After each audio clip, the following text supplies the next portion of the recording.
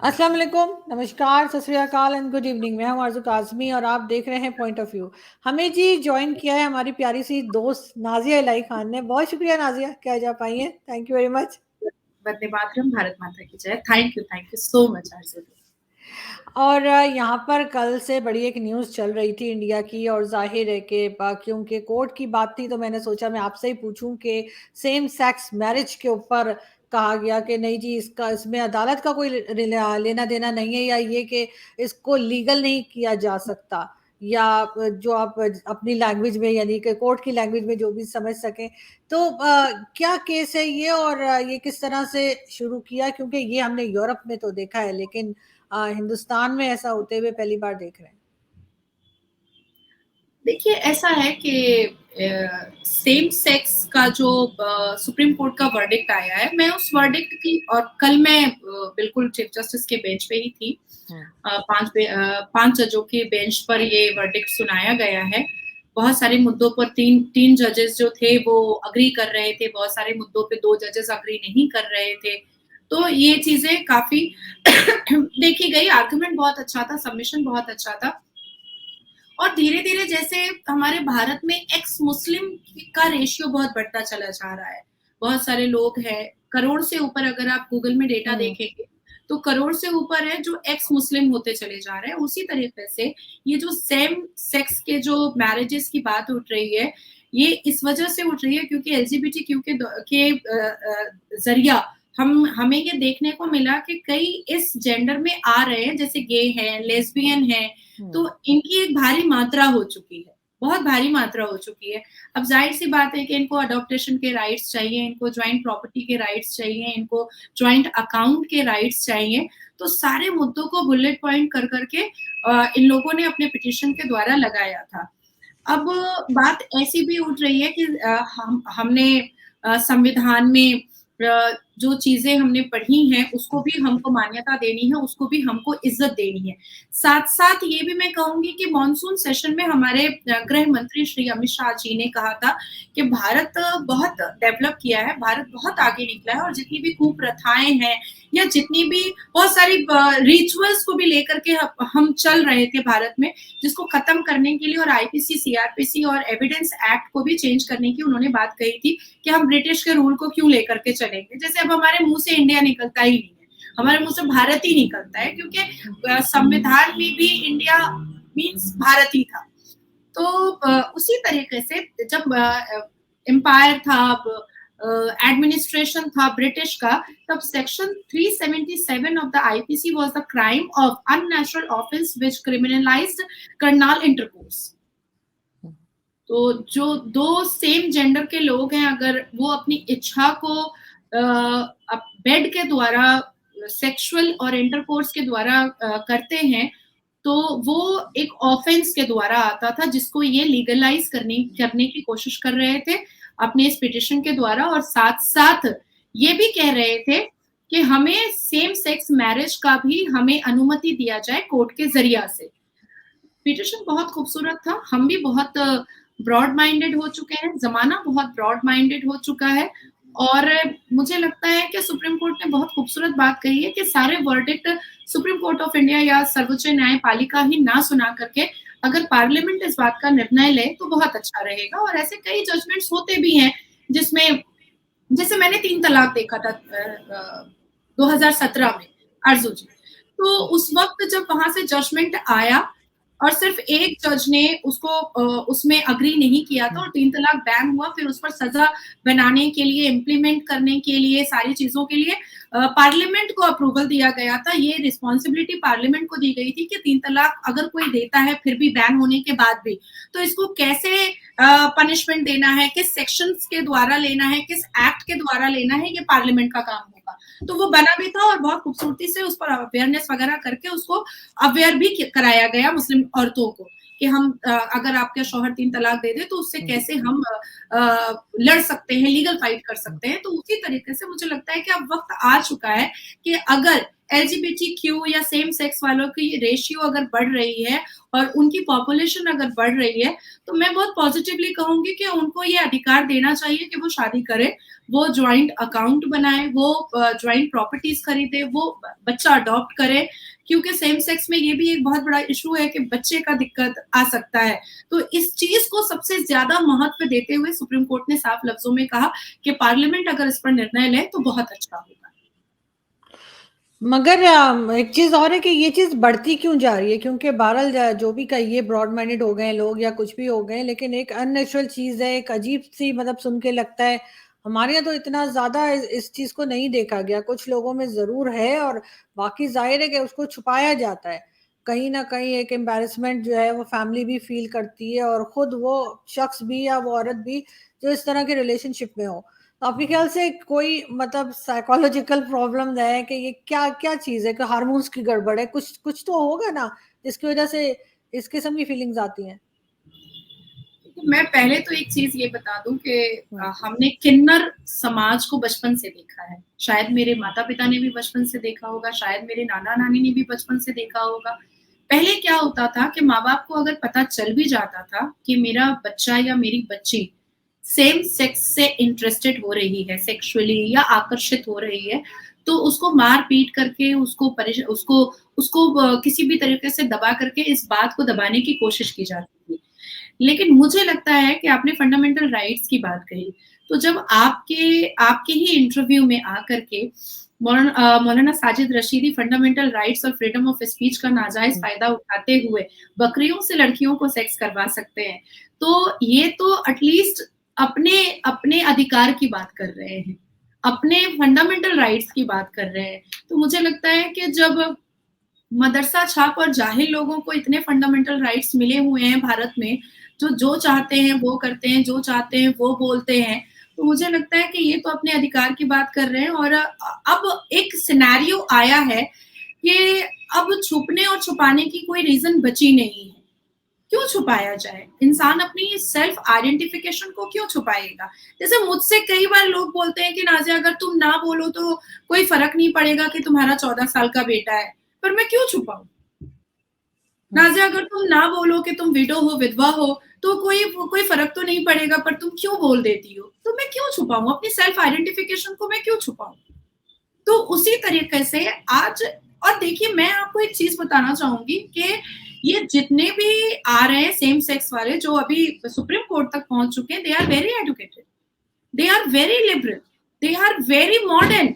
लेकिन अगर कुदरत ने उनको एक अलग रूप से बनाया है, एक अलग तरीके से बनाया है, तो उसमें उस सच्चाई को एक्सेप्ट करने में कोई प्रॉब्लम नहीं है, बिल्कुल भी दूर दूर तक प्रॉब्लम नहीं है। कई ऐसी पिक्चर्स आ रही हैं, कई ऐसे सीरीज आ रहे हैं भारत में जिसमें एलजीबीटीक्यू को दिखाया जा रहा है, दर्शाया जा रहा है, और हर बार ये फोकस दिया जा रहा है कि आप इस बात को ना छुपाएं, जिससे जिंदगी बहुत मुश्किल हो जाती है, जिंदगी में बहुत मुश्किलात का सामना करना पड़ता है। जस्ट सपोज कि एक लड़की है, वो लेस्बियन है, वो आकर्षित होती है किसी लड़की की तरफ से, किसी लड़की को देख करके उसको उसको प्यार होता है, पर मार पीट करके उसको परेशान करके अगर उसकी शादी किसी मर्द के साथ कर दी जाती है, तो दो परिवार के साथ साथ दो जिंदगियां भी बर्बाद होती हैं, क्योंकि वो तो खुशी नहीं रहेगी ना। अभी मुझे चावल दाल खाने की ख्वाहिश है, मुझे जबरदस्ती आप हॉट डॉग और बर्गर खिलाएंगे, तो वो तो डिहाइड्रेशन हो जाएगा, वॉमिटिंग हो जाएगी, प्यूकिश फीलिंग होगी, या मेरे पेट में दर्द स्टार्ट हो जाएगा। तो एक सिनेरियो आया है कि मुझे लगता है कि अब जिस तरह से ब्रिटिश के कानून को हमने लात मारा है, जिस तरह से ब्रिटिश के बनाए हुए एविडेंस एक्ट, आईपीसी और सीआरपीसी को चेंज करने की बात कही गई है, और तमाम भारत के मौलवी मुल्लाओं को मुंह से जहर उगलने की फंडामेंटल राइट्स दी गई है, जहालत साबित करने की राइट्स दी गई है, तो ये तो अपनी आइडेंटिफिकेशन की राइट्स मांग रहे हैं, ये तो अपने फंडामेंटल की राइट्स मांग रहे हैं, तो देना चाहिए, इसमें कोई बुरी बात नहीं है, बिल्कुल भी बुरी बात नहीं। और जहां तक आपने कहा कि कोई हार्मोन प्रॉब्लम या कोई काउंसलिंग की जरूरत या कोई डिप्रेशन की जरूरत, नॉट एट ऑल, ये पहले होता था। कई बच्चे बच्चियों ने सुसाइड किया है, कई बच्चे बच्चियां भागे हैं फॉरेन कंट्रीज चले गए हैं। कई माँ बाप ने समझ लिया कि मेरा बच्चा अब नहीं मैं संभाल सकता हूँ, इस बात को नहीं छुपा सकता हूँ, तो उनको फॉरेन कंट्रीज भेजा गया है कि भाई पढ़ने चला गया वही बच गया। लेकिन अब भारत में भी ये फैसिलिटीज होनी चाहिए कि ये लोग सर उठा करके जी सकते हैं। आफ्टर ऑल ये वोट करते हैं, आफ्टर ऑल ये भारत के संविधान को मानते हैं, आफ्टर ऑल ये इसी भारत के सारे इंस्टीट्यूट में, यूनिवर्सिटीज में, कॉलेज में पढ़ाई करते हैं।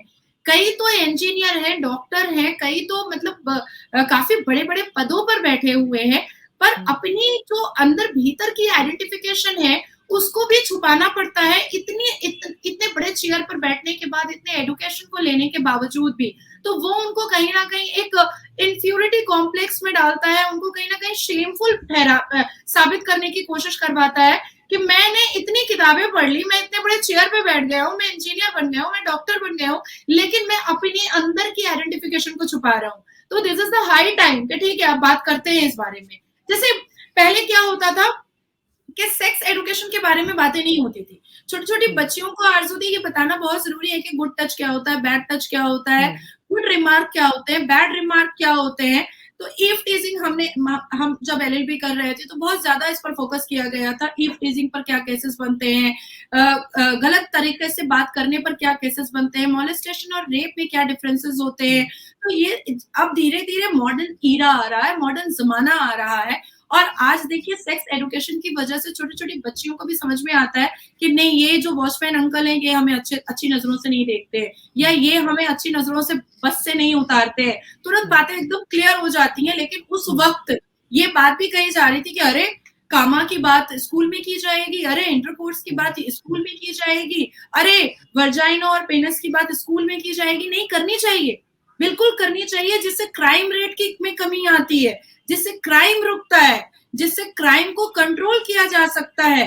तो ऐसे एजुकेशन की जरूरत थी, और जब स्टार्ट हुई और कई एप्स खुले, कई यूट्यूब चैनल्स बने और कई ऐसे प्लेटफॉर्म बने जहां पर लोग अपनी बातों को रख रहे थे सेक्स एजुकेशन के द्वारा, तो आज कहीं ना कहीं क्राइम रेट बंद हुआ है और बच्चे और बच्चियां बहुत सेफ फील कर रहे हैं। बच्चों को पता है कि हमें किस वक्त क्या करना है और किस उम्र में कितने हदों को पार नहीं करना है, किन किन बैरिकेड्स को क्रॉस नहीं करना है। तो सेम उसी तरीके से मुझे ऐसा लगता है कि सेम सेक्स मैरिज पर हमारे भारत की सरकार को डेफिनेटली सोचना चाहिए।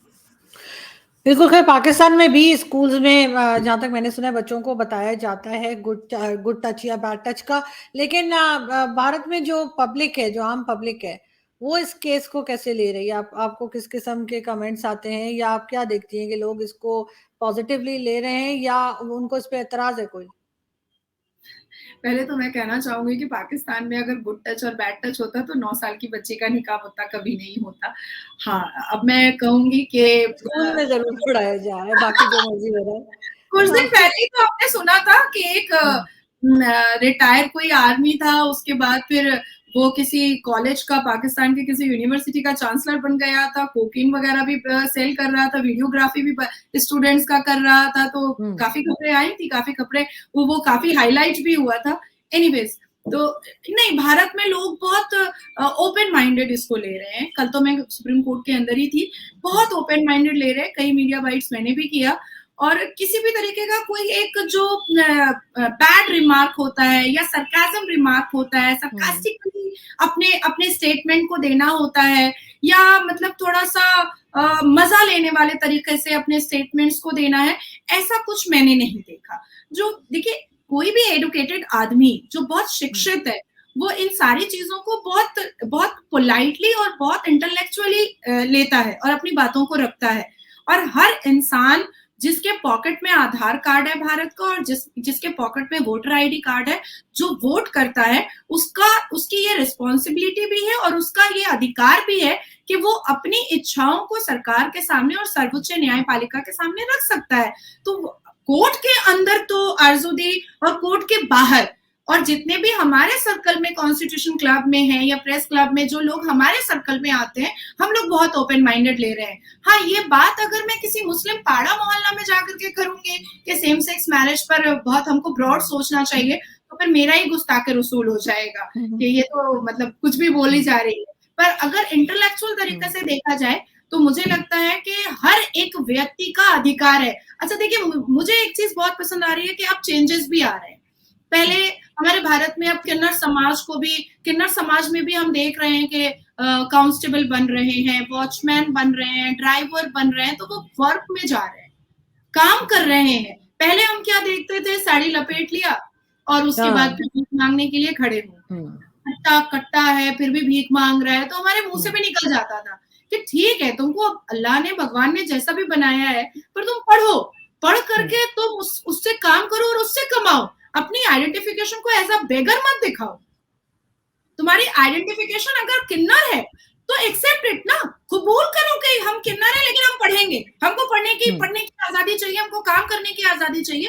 तो भारत में कई ऐसे स्टेट हैं जहां पर किन्नर समाज को पोस्टमैन बनाया गया है, बस ड्राइवर बनाया गया है, कांस्टेबल बनाया गया है, काफी सारी चीजों पर उनको एक अधिकार दिया गया है कि वो बैठे और काम करें।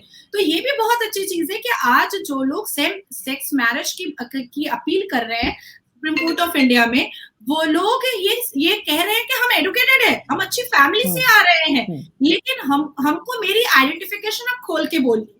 हम और पेशेंस में या हम शेम फील करके हम अपनी आइडेंटिफिकेशन को छुपाना, हाइड नहीं करना चाहते। नहीं, खैर इस किस्म के लोग तो खैर पाकिस्तान में भी बहुत हैं, और बीच में कुछ की खबरें भी निकली थी, और बड़े वेल नोन किस्म के लोग थे जिनकी जिनकी न्यूज़ सोशल मीडिया पे पाकिस्तान की तरफ से आई थी। लेकिन आपको क्या लग रहा है कि इस किस्म के लोगों की तादाद बढ़ रही है, या आपको लगता है नहीं, एक बहुत छोटा सा ग्रुप है जो इस किस्म की फीलिंग्स रखते हैं या इस किस्म की बात करते हैं, या आपको लग रहा है नहीं ये चीज़ बढ़ रही है लोगों में, मेल फीमेल दोनों में? देखिए, पहले भी अगर मैं मुस्लिम कम्युनिटी में आती हूँ तो पहले भी तलाक हलाला और पॉलीगेमी बहुत होता था, बहुत होता था। हमने अपनी आंखों से देखा है, बहुत देखा है, आसपास देखा है। लेकिन क्या होता था कि पहले वोकल नहीं होती थी। मुस्लिम कम्युनिटी की औरतें भी पहले वोकल नहीं होती थी, बाहर नहीं जाती थी कि मेरे माँ-बाप की नज़र शर्म से झुक जाएगी। अगर बेटी तलाकशुदा भी है, हाँ, जाएगी, ससुराल जाएगी। हर चीज़ों को ढका जाता था, छुपाया जाता था। अब इसके बाद मैं कहूँगी कि पहले बलात्कार की मात्रा भी बहुत थी। पर मैं जितना जानती हूँ कि मुस्लिम कम्युनिटी में बलात्कार को 70% छुपा दिया जाता था। अगर मामू ने कर दिया, चाचा ने कर दिया या बगल के पड़ोसी ने कर दिया, तो मुस्लिम गैदरिंग वाले एरिया में उसको छुपा दिया जाता था और कहा जाता था कि नहीं, मुस्लिम कम्युनिटी बदनाम हो जाएगी कि भाई मुसलमान ने मुसलमान लड़की का, पड़ोसी ने मुसलमान लड़की का बलात्कार कर दिया। लेकिन अब क्या हो गया, अब चीजें बहुत क्रिस्टल क्लियर हो गई हैं। नहीं, बलात्कार हुआ है, दिस इज अ क्राइम, और हमको अभी आवाज ऊंची करनी है और हमको जस्टिस लेना है, हमको जस्टिस चाहिए। जिसने किया है उसको सामने आने की जरूरत है। तो मैं ये नहीं कहूंगी कि पॉपुलेशन अचानक से बढ़ गई है एलजीबीटीक्यू की या सेम सेक्स की, ये अचानक से लेस्बियंस की या गेस की अचानक से पॉपुलेशन बढ़ गई है। नहीं, अचानक से नहीं बढ़ी है, ये थी, ये एक भारी मात्रा में थे, पर ये बोल नहीं पा रहे थे। ये अपफ्रंट में आकर के अपनी बातों को वोकल करके सबके सामने नहीं रख पा रहे थे, क्योंकि इनको दबाया जा रहा था, इनको डिप्राइव किया जा रहा था, इनको लग रहा था पता नहीं हमारे समाज के जो ठेकेदार है वो क्या बोलेंगे, पता नहीं हमारी फैमिली क्या बोलेगी, पता नहीं हमारे गार्जियन क्या बोलेंगे, पता नहीं हमारा फ्रेंड क्या बोलेगा, फिर तो वो हमें अपने साथ ही नहीं बिठाएगा, हमें अपने साथ ही नहीं खिलाएगा। क्योंकि आज भी देखिए, हम पूरी दुनिया इतनी मॉडर्न हो चुकी है, पर आज भी जिस लड़की का रेप होता है आरसू जी, उसी को विक्टिम कहा जाता है, उसी को कहा जाता है कि बेचारी रेप हो गया। भाई, जिसका रेप होता है ना, उसके कपड़े जबरदस्ती खोले जाते हैं, और जो रेप करता है ना, वो खुद से कपड़ा खोलता है। तो मेरी नजर में जिस बच्ची का या जिस औरत का रेप होता है, वो मेरी नजर में ज्यादा मजबूत है, ज्यादा स्ट्रॉन्ग है, ज्यादा वैल्यू रखती है, क्योंकि उसने उसको सह करके भी अपनी जिंदगी को आगे बढ़ाया है। और मेरी नजर में वो विक्टिम है, वो दिमागी संतुलन उसका खराब है और उसको पागल खाने में डालना चाहिए, जो जबरदस्ती अपने कपड़े खोल करके और बिना कंसेंशुअल रेप कर रहा है। तो उसी तरीके से आज ये वोकल हो गए हैं, आज ये अपफ्रंट में आकर के बात करना चाह रहे हैं। तो मुझे लगता है कि इनको स्पेस देना चाहिए और इनकी बातों को सुनना चाहिए, जैसे सर्वोच्च न्यायपालिका ने सुना, the honourable supreme court of India ने सुना, हेयरिंग हुई है, क्रॉस एग्जामिन हुआ है, पिटिशंस पढ़े गए हैं, सप्लीमेंट्री पिटिशंस दायर हुए हैं, सारे ग्राउंड्स को देखे गए हैं, सारे तथ्यों को, सारे बुलेट पॉइंट्स को बजाते पढ़ करके सुनाया गया है। दोनों तरफ के वकीलों ने, काउंसिल्स ने अपने सबमिशंस को बहुत लंबे चौड़े तरीके से तफसील से रखा है और निर्णय सर्वोच्च न्यायपालिका ने पार्लियामेंट को दिया है। और मुझे लगता है कि आने वाले सेशन में या अभी लोकसभा इलेक्शन है उसके बाद जो भी सरकार आएगी उसको इस बात पर जरूर गौर करना चाहिए और एक भारी मात्रा में जो लोग बहुत जमाने से डिप्राइव होकर रखे हुए हैं, अपने आप को, अपनी सेल्फ आइडेंटिफिकेशन को छुपा कर रखे हुए हैं, उनको खुल करके सामने आना चाहिए क्योंकि वो भी वोट करते हैं। बिल्कुल, लेकिन अब तो ये जब इलेक्शंस हो जाएंगे जो कि नेक्स्ट ईयर है आपके यहाँ, उसके बाद ही जो पार्लियामेंट आएगी शायद वही अब डिसाइड कर सकेगी कि उन्होंने क्या डिसीजन लेना है, इनको परमिशन देनी है या नहीं देनी है, क्योंकि उससे पहले तो बहुत शॉर्ट टाइम है कि जिसमें कोई भी हाँ, पार्लियामेंट कुछ सोच सके। 13-14 दिन पार्लियामेंट सेशन चलेगा, विंटर सेशन का। सो आई डोंट थिंक कि उस पर ये मुद्दा उठेगा या उठाना चाहिए अभी, क्योंकि अभी बहुत क्रूशियल मोमेंट है, 24 में इलेक्शन है, 6-7 महीने ही बचे हैं इलेक्शन के लिए। सो आई थिंक कि अभी ज्यादा से ज्यादा फोकस यूसीसी पे करना इस पे चाहिए। पहले डिबेट भी होगी ना इसके ऊपर पहले। हाँ, काफी चर्चा होगी, सारे विपक्षी दलों से पूछा जाएगा, राज्यसभा से पूछा जाएगा, फिर हो सकता है स्टैंडिंग कमेटी में जाए, हो सकता है प्रेसिडेंट ऑफ इंडिया के पास जाए। तो इसका एक लॉन्ग प्रोसेस है और मैं अपने तमाम जो सेम सेक्स वाले भाई बहन है, मैं उनको कहूंगी कि उनको पेशेंस रखना चाहिए और वो जो स्ट्रॉन्ग अपने आप को दिखा रहे हैं वो एनर्जी उनको खोनी नहीं पड़ेगी। उनको पूरा धैर्य रखना पड़ेगा, पूरा पेशेंस रखना पड़ेगा और अपने जस्टिस के लिए, अपने फंडामेंटल राइट्स के लिए वो जैसे सामने आए हैं उनको आना चाहिए, बिल्कुल आना चाहिए। बिल्कुल ऐसा ही है कि बाहर को अपना राइट मिलना चाहिए और इस न्यूज़ के ऊपर बिल्कुल हमारी नज़र रहेगी और हम नाज़ी आपसे अपडेट भी लेते रहेंगे। थैंक यू सो मच कि आज आपने ज्वाइन किया। बहुत शुक्रिया। Thank you, thanks a lot. Thank you, thank you.